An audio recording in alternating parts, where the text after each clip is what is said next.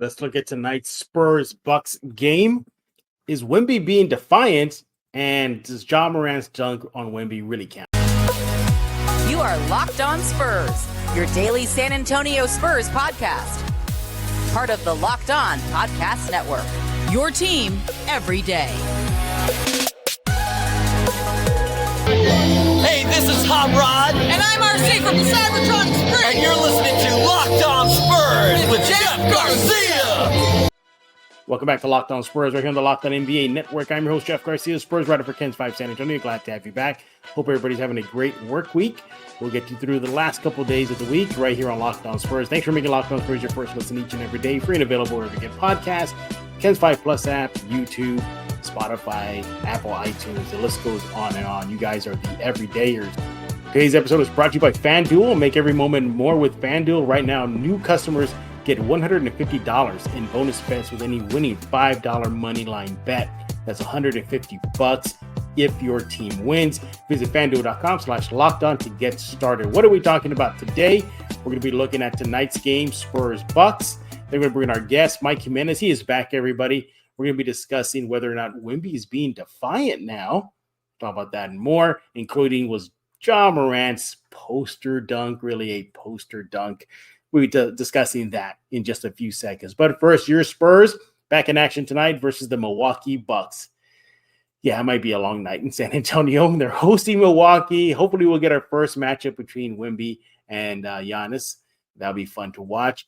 But let's go ahead and quickly preview tonight's Spurs-Bucks game. Some things we got to be keeping an eye on as the action unfolds at the Frost Center. So your Spurs come into tonight's game 5-28. Bucks are 24-9. That's a great record. The Spurs are looking for their first win at home in the year 2024. We'll see if they can do that. And the Spurs are on a 3-game losing streak. Let's rewind the clock. The Spurs are coming off a road loss to Memphis, 106-98. Wemby, he had 20 points, 4 blocks, 7 rebounds. Sohan had 12 points and 2 rebounds. Keldon Johnson had 19. Blake Wesley had himself a good game with 10 points, and Vassell had 11. Malachi Branham did exit the game during this is the first half versus Memphis with an apparent right ankle injury. He did not return. So, in case for those of y'all who are on uniform watch, the Spurs will be in their black Icon Edition jerseys today. So, what are we looking at tonight? What are we going to keep an eye on when the Spurs and Bucks, get things going? Let's start off on the Bucks side. Keep an eye on the turnover issues with Milwaukee. They got a great record. You know, they're on a little bit of a winning streak right now, 2-game road winning streak, but they have turned the ball over more than their opposition in the last 3 games. So they're being a little more careless with the ball in the last 3 games. So hopefully the Spurs can capitalize on that. Help them at least keep it close or get a W in San Antonio. So watch the Bucks turnover issues of late. Hopefully the Spurs can turn those into some easy points in transition. Keeping in also things on the Bucks side of things. Watch that 3-point line. Milwaukee has been hot from the 3 line. They've recorded in 9 consecutive wins now, 9 consecutive games, more 3-point shots made over the opposition. So Spurs perimeter events has to keep an eye on that. You saw versus Memphis recently. That was pretty much the difference why Memphis got the win. They were connecting on more threes. So the Spurs, they don't want to duplicate that. Watch the 3-point shooting from Milwaukee. Also, keep an eye on the scoreboard. This season, the Bucks are undefeated. They're 5-0 on the road when they're leading after the first period. So if you're at the Frost Center, you're watching on TV, and the Spurs are down after 1, that's going to shape up for a long night for San Antonio. They could be in for another loss. Now let's look at the Spurs side of things. Again, keeping an eye on the scoreboard. This season, the Spurs have not won a game at home when they're losing at halftime. They're 0-7. So once again, if the Spurs are down at half, chances are very high they're not going to get the win. And you know, keep an eye also on the rebounding side of things for San Antonio. They're on a losing skid right now. They're not helping themselves because they've been getting out rebounded in the last 6 games. So the Spurs have not been controlling the glass. Because of the impact from Zach Collins being out. They need more help cleaning the glass. I think they do. Wemby's doing all he can do. But yeah, the Spurs are not helping themselves. They're getting out rebounded by the opposition in the last 6 games. There's your quick Spurs Bucks preview. Coming up next, we have Mike Jimenez, Mr. Acquired Taste himself. We're going to be discussing a lot of Wemby, from Ja Morant's dunk to whether Wemby is now showing the defiance now of the Spurs way. That's coming up next on Locked On Spurs. This episode is brought to you by BetterHelp. Give online therapy a try at betterhelp.com/LockedOnNBA and get on your way to being your best self. Hey, look, it's a new year. Do you want to keep on doing the same things about yourself in your life in 2024? Are you ready to crush it? Are you really thinking the opposite? You have new year, new you. Where do you stand on that? BetterHelp can help.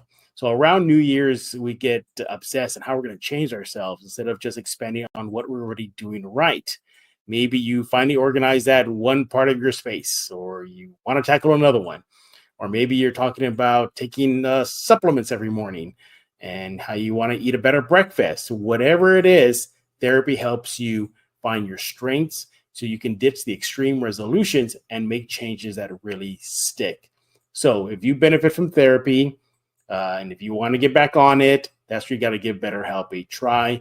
So look, it helps you learn positive coping skills, how to set boundaries. It empowers you to be the best person you can be. And it's even those who experience some major trauma. You know, it's there. It's useful for anybody. So if you're thinking of giving therapy a try, then give BetterHelp a try. It's entirely online, designed to be convenient, flexible, suited to your schedule. You just fill out a brief questionnaire.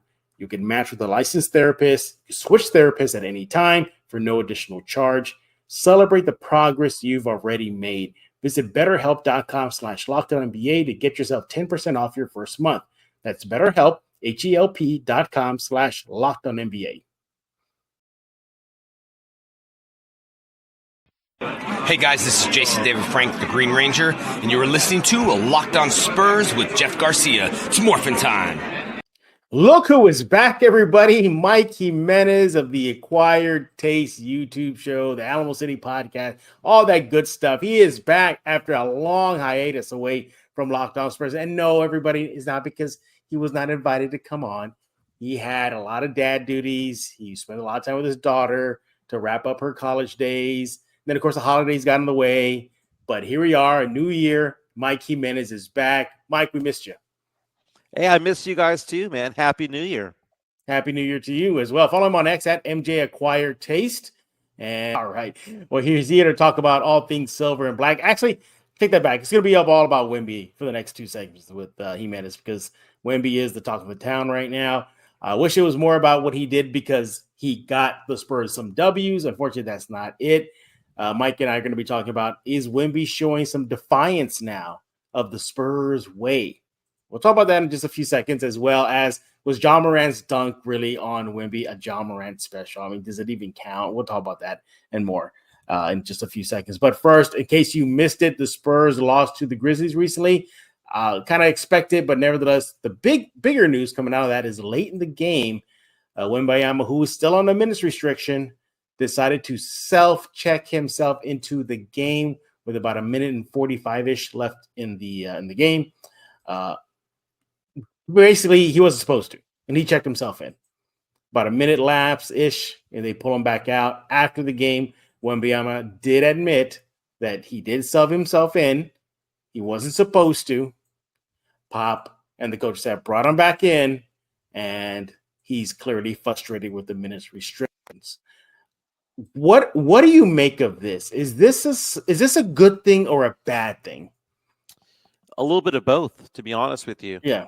I'll give you an example. The minutes restriction that we have there is about 24.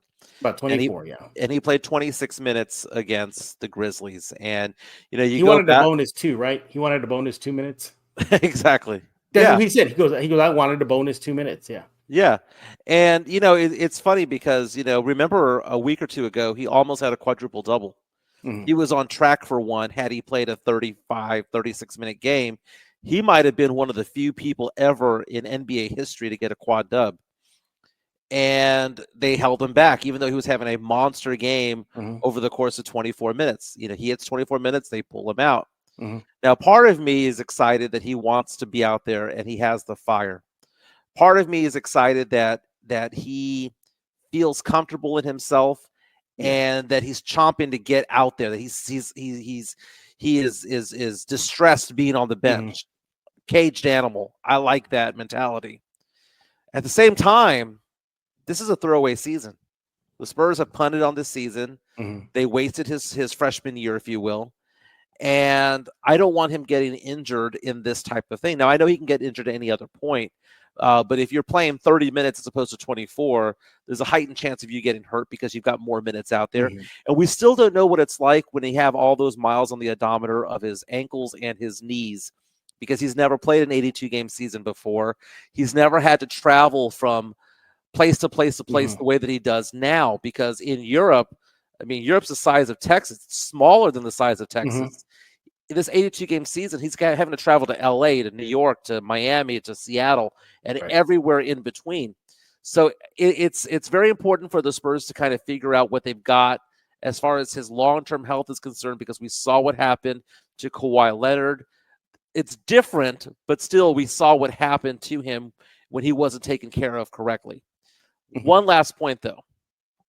The defiance. Yeah. That is the word being used, the defiance. When in 26, 27, 28 years have we ever seen someone be defiant towards Greg Popovich to say, you know what? Yeah. I'm going to get up and check myself back in. I think of one person. I think Tim Duncan did that a few times. It says Tim a lot. Duncan did. It says a lot. Tim Duncan was bigger than Pop. And whether you like to admit it or not, or people would like to admit it or not, Wemby is bigger and more important than Greg Popovich. And part of me is asking the question, is he doing this defiance because he wants to play? Is it because he's bored on the bench? Is it because he's tired of losing? Is it because, I mean, what would the Spurs record be if he played 30, 33 minutes per game? Would it be better? Well, maybe it would be 6 wins on the season, because I think part of the frustration was the Spurs were still in that game late in the fourth versus Memphis. There was about 10-point difference, and they were showing some sort of fight to make it interesting. And I think that may have spurred him into wanting to hop back in. Remember, he's a 19-year-old kid, okay? And he was very open about his feelings, saying that he felt good to come and play. And this is not, by the way, everybody, this is not the first time he's vocalized frustration with the minutes restriction. He's been saying that for the past few days, past few games, I should say. But, which is fine, players do that. Sohan complained about playing a point guard openly. It happens. But what separates this is that he took it upon himself to do something against Coach Pop, as you brought up. Not many do that, and rarely. You have to be at Tim Duncan level. There's video of Tim Duncan even telling Popovich down the court, hey, I'm going to go pick up a technical foul right now, and you're not going to be able to stop me. So that type of level. Now, what I take away from it is good and bad. I like that this kid wants to get W's. I like that this kid knows that he's a very valuable part of this team on the court and moving forward. And he wanted to get wins. I think the L's are frustrating him as much as the minutes restriction is. I also get a little nervous is because this is a players' league. And the Spurs have been down this road before with player health and star power, Kawhi Leonard. Perhaps they're being too tight on that leash. Maybe that's one of the things that pushed Kawhi out of San Antonio. We're going to push forward. But Jimenez, this is such a delicate balance, because you have a player who openly says, I'm fine, but sure, I'll trust the Spurs doctors and the staff and everything. But then you got the Spurs franchise that is a business, and that is their largest commodity. Okay, lots to unravel here. Okay. Yeah. So one of the things that I kind of gravitate towards is asking the question, when was the last time somebody did this to Pop? Is Pop losing the locker room because of a record of 5-20, whatever? losing 26 out of 28 games. Is he losing the locker room because what is it? I mean, that the defiance is a disrespect towards Pop. Mm-hmm. And it's very possible that disrespect is warranted. I'm not going to sit here and say that Wemby was wrong. Wemby might be right. Second thing is that, because you know that I'm not a big fan of Pop doing the rebuild. Yeah. Dude, if you ask me the question, would Becky Hammon have 5 wins with this team? Becky Hammon would have doubled the wins than what we have right now. Right? So would have Ime Udoka, because I believe younger coaches would get through to 19 and 20-year-old players. Pop turning 75 at the end of this month. The other thing about it is that you mentioned the Spurs medical staff. Mm-hmm. Spurs medical staff. Wemby has his own medical people. And if Wemby's medical people say that he's fine, then he's going to believe them probably more than the Spurs medical staff. And then the third thing that we have is, how do you make this guy happy? Is it the Spurs' job to tell Wemby, hey, we're trying to save you from yourself? Or is it the Spurs' job to make him happy? Because again, a delicate balance. He did not sign a 20-year deal with the Spurs. So many Spurs fans are telling me, well, you know what? I mean, by year 3 or 4, he's gone. Unless he's happy and wants to stay. And if he's put on a leash that he does not believe that he needs to be on, even if it might be in his best interest, if it makes him unhappy and he's being openly defiant 2.5 months into his career, we need to pay attention to this. And I think the delicate balance is very, very, very difficult to manage. Yeah. And that's what I'm just keeping in the back of my head is that, Pop has been lucky in his NBA coaching career to have military guy David Robinson. Yes sir, no sir.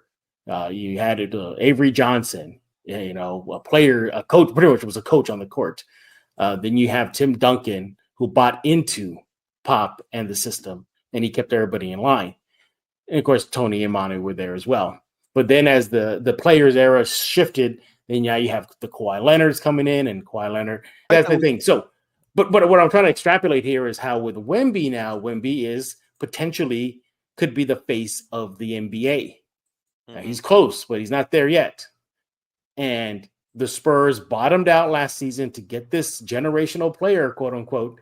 Here he is in Spurs uniform, and perhaps this frustration will set in, and it just feels like rinse repeat, that Wemby could leave San Antonio because, look, there's other players, past players, who openly say that you got to have a strong will if you want to make it in San Antonio.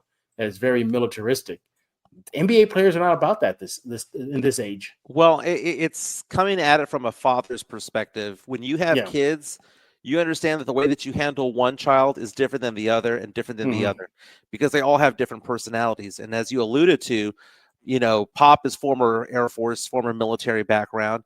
He had David Robinson coming out of the Navy. You had Tim Duncan, who liked the father figure type of relationship. And you had Tony and Manu, who were just happy to be in the NBA because it was their dream come true. And they fell in line because Duncan had already won a championship and Robinson was on the team. Kawhi Leonard, according to LaMarcus Aldridge, did not care about that whole thing, the whole journey, the whole life. He, as LaMarcus said, just wanted to ball. And that right there encapsulated. And notice I'm glad you brought that up, because what did Wemby say in the post-game conference? He's like, in a nutshell, I'm frustrated, Jimenez restriction, I understand. But then he ended by saying, but I wanted to play wee ball. Yeah. He said that. Yeah. And that's the whole thing. Whenever I come out and say that I believe that Becky Hammon or Ime Udoka or, maybe even a Will Hardy or anybody could have gotten better performance out of this team because they're younger, it's because it's kind of difficult for somebody who's older to do that type of training with somebody. Think about it. In 1998, when Tim Duncan was with the Spurs, right? Tim Duncan joined this team, and he was 22 years old, 4 years at Wake Forest, right? Popovich was in his early 50s. There was a age difference of 28 years there, right? So no different than a father-son type of deal. Right now, that's 28-year difference, right? You go now, Pop is 75 in a few weeks, and you have Victor Wembanyama, who turns 20 pretty soon. That is going from a 28-year difference in age to 55-year difference in age, and that's the same age as Jeremy Sohan and pretty damn close to Vassell, Keldon Johnson, Malachi Branham, Trey Jones, and all of those guys. It's different, man. And so the game has evolved. The game has changed. You got to make this guy happy. And what I think the Spurs organization needs to do is ask Wemby. And a lot of Spurs fans, old schoolers, are going to get pissed off by hearing this. They got to ask Wemby, who do you want as your coach? What do you need? Because you are the future of this team, not this coach that's been around for 3 decades. You are the future of this team. And I know I talked about sports with like my dad. And my dad hates the fact that LeBron James dictates who the coach is, and Kobe Bryant dictated who the coach was, and all of that stuff. But it is a players' league. If Giannis doesn't like his coach, Giannis' coach is gone. If Jokic doesn't like his coach, or if Luka Doncic doesn't like their coach, that coach is gone. That's the way that it goes. It may have happened in Dallas with Rick Carlisle. Yeah, it may have happened. Yeah, and who's to say that that's not going to change now? Because I believe the Spurs front office needs to take a look at it and go, oh, my God, we have a generational player here. We need to treat him as such because the Spurs way died. The Spurs way, you know what the Spurs way is? The Spurs way is we've had 5 seasons in a row of losing records. That's the Spurs way. Well, recent history, yes. Yeah. Well, but nobody from 2014 is on this roster. Yeah. Yeah, well, Spurs way dead. He's the last remnant of those glory years. I know, and that's it. I mean, think about it. You know that whole GIF from Titanic. It has been 84 years. Well, Pop is 9 years away from that. Yeah. Hey, you know, circling back though on that defiance, because that's what Wemby did. He defied the medical staff instructions that he's on the minutes restriction. You know, yeah, I do like it. I like that competitive spirit in him, that fire in him. I mean, for a 19-year-old kid to go against Pop and the medical staff that's been heralded across the NBA as best in the business. I mean, woo, you know, good job, Wemby. But you also, I get it too. You know, that's their commodity. But you're in the financial world, you know it is about having a hot stock and all that stuff, and that's what the Spurs have, and they don't want to see it get hurt. Now, look, do you think this will have a ripple effect? Like, do you think in a good way or a bad way, where the sense of the Spurs would be like, okay, the doctor said, Wemby, that you're on a medical restriction of 22 minutes. What do you feel? I want to play. Okay, we're going to go with you now. Your diagnosis. I think the ripple effect is going to be that ultimately Wemby's going to get his way. Yeah, I know that the Spurs are trying to save him from himself, and I understand the mentality, and I get all that. But when you are that good of a player, and we haven't seen, you know what? We saw how good he was one game against the Suns back in October. That was a long time ago. When everything goes to form and all that stuff. And we've had other games where he's done very well. Really good, yeah. I can just imagine what this guy is going to look like when he's playing with good players, whether it's in San Antonio or someplace else, because he's going to thrive with better talent around him. He's going to thrive with veterans around him. Do you know what he's not going to thrive on? He's not going to thrive on Pop and the coaching staff sitting him down with a VHS tape of Kevin McHale highlights. A VHS tape, yeah. Like hey, you know what? Substitute teacher just rolling it out, rolling it out in the VCR. Yeah. I'm wondering, like, if you're Blake Wesley, because that's who subbed in for Wembanyama, like he's got to be like, wait, you checked yourself in, like, and you picked me to come out of the game. Like, if Pop didn't know, they didn't say, so he was like, so you're Wemby coming out. Okay, Blake, you're out. Like, imagine that. What Like, now? What I want to know was, and then Blake sits down and he says, "Wait, he wasn't supposed to come in, and he pulled me out of the game." He's like, process of elimination. You were the most recent in Austin. Okay, right? Yeah, yeah. Is that a reflection on Wesley from Wemby's point of view? Like, it wasn't a big. He didn't tell. I don't remember if Barlow was out there or maybe he was Mamu closest out to the bench. Maybe he was closest to the bench. He just went Wesley. You see Wesley come out. You're like, and he has no idea what Wemby just did. Can you imagine if he had walked in going, "We're going 4 down." You know, he starts calling plays, making call the play. Yeah, was that next for Wemby? He's just start calling plays on the court. You know, like, yeah, ignore Pop. He called whatever 4 down. We're gonna go 1 down for me. Yeah, you know, on this side, yeah.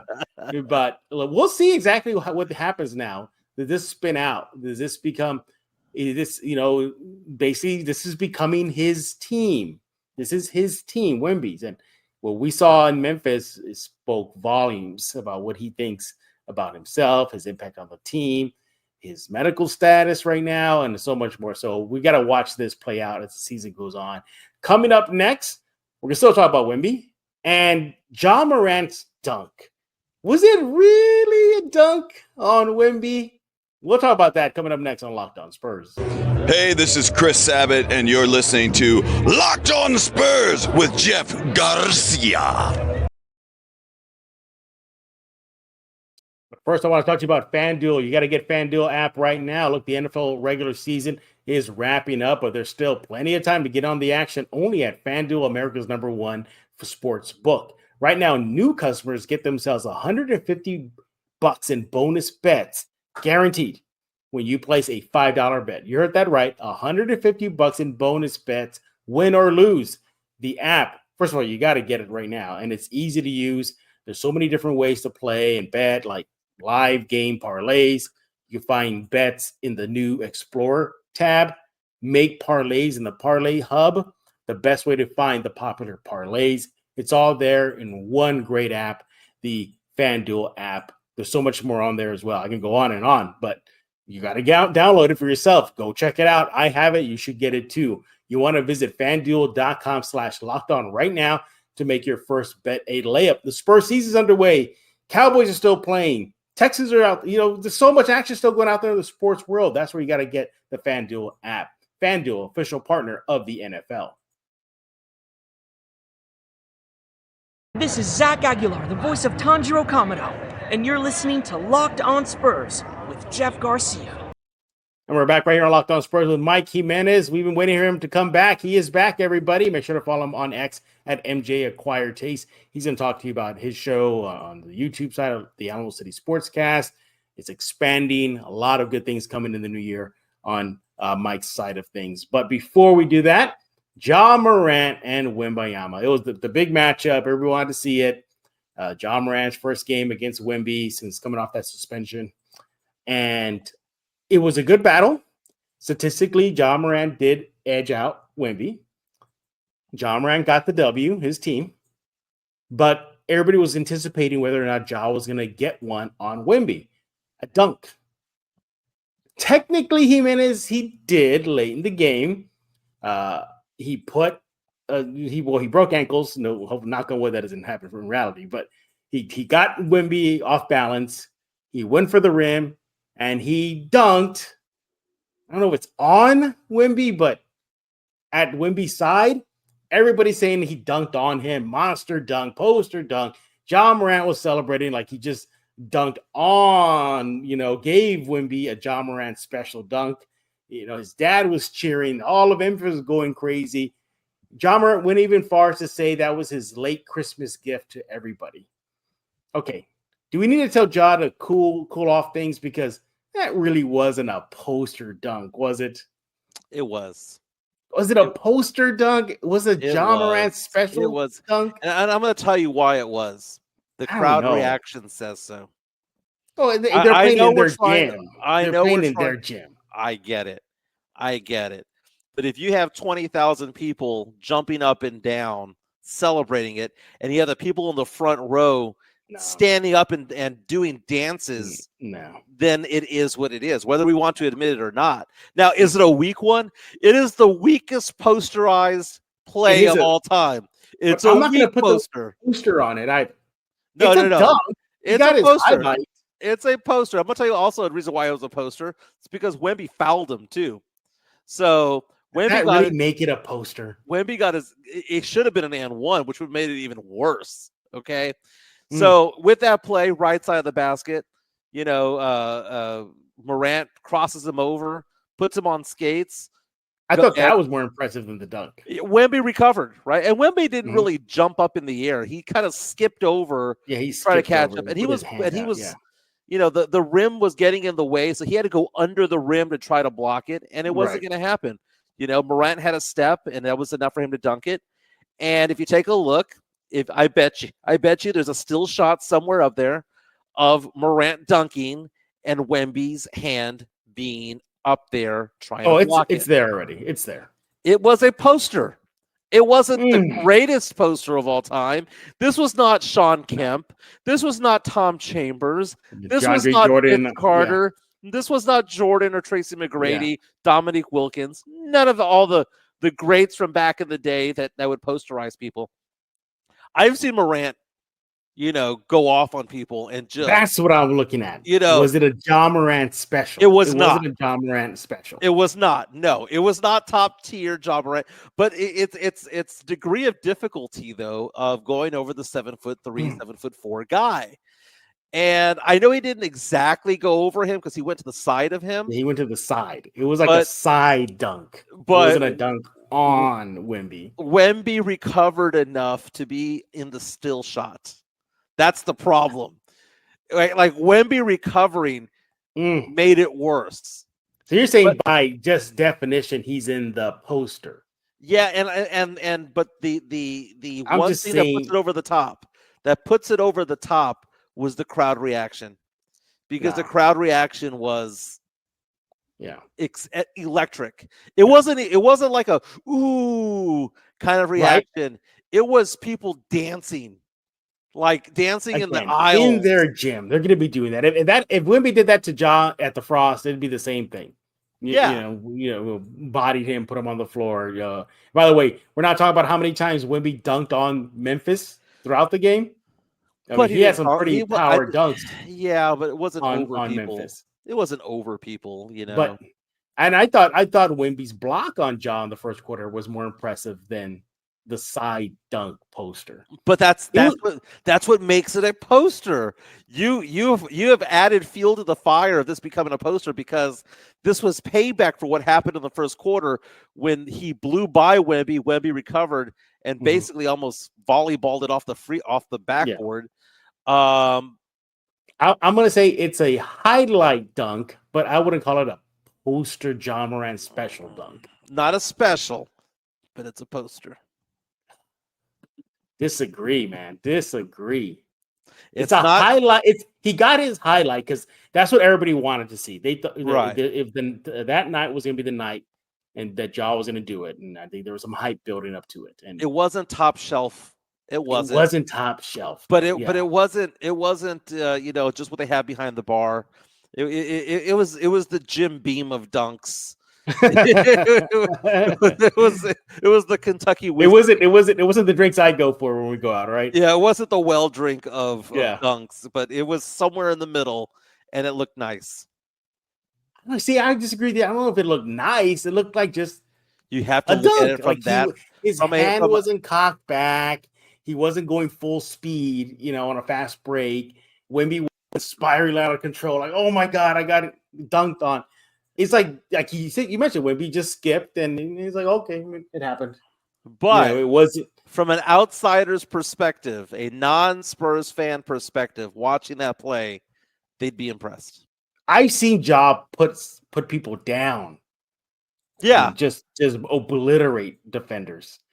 I didn't get that vibe. When I saw it, I was like, okay, he got a dunk on him, but he didn't dunk on him. I mean, Ja has done like White Man Can't Jump, the Billy Hoyle dunk, where he brings himself up the rim, and it's basically up to his waist. Yep. Getting the key afterwards. He's done that before. That's not what it was, but it just technically was. It was technically a posterization. All right. Well, we're done talking. We want to hear from you. What do you think about Wemby's defiance of the medical staff, minutes restriction, checking himself in? Like, dislike it? You want to see more of it? Also, was that really a Ja Morant poster dunk on Wemby? We need to hear from you about those couple of topics. Make sure to let Jimenez know on X at MJ Acquired Taste. And speaking of Mike Jimenez, here's some good things that are coming up your way. Acquired Taste might be back. Yeah. The Alamo City podcast on YouTube. What's going on over there? It was brutal the last 2 months because, I was doing it from home by myself without Joe's studio. But this week we're back in studio doing the Alamo City Sportscast and MJ Acquired Taste. We're trying to figure out how we're gonna market this thing. But it's going to be a daily podcast at 10 a.m. Go for about an hour and a half. Available on all the major podcast streaming services, the Spotify's and the iHearts and all that stuff of the world. But really, we just have fun talking sports, talking not politics, sports and pop culture, and talking girls and celebrities and pop culture and nostalgic things. And it's a fun show. 10 a.m. on Facebook, Twitter, and on YouTube. And you can subscribe to us on our YouTube channel. You can look up under MJ Acquired Taste or Alamo City Sportscast. Simple as that. And also follow Jimenez on X at MJ Acquired Taste. Hey, we're done talking. We want to hear from you. What do you think about today's topic? Subscribe to Locked On Spurs on YouTube, the Kens 5 Plus app, Spotify, iTunes, the list goes on and on. Also, check out Locked On Sports Today, a 24/7 streaming channel on YouTube. They got all the local hosts, they got the national hosts, the regional hosts, all there on their first ever 24/7 streaming sports channel, Locked On Sports. Subscribe to that today, right now. So for Mike Jimenez, I am Jeff Garcia. We're going to put a lock on this episode of Locked On Spurs.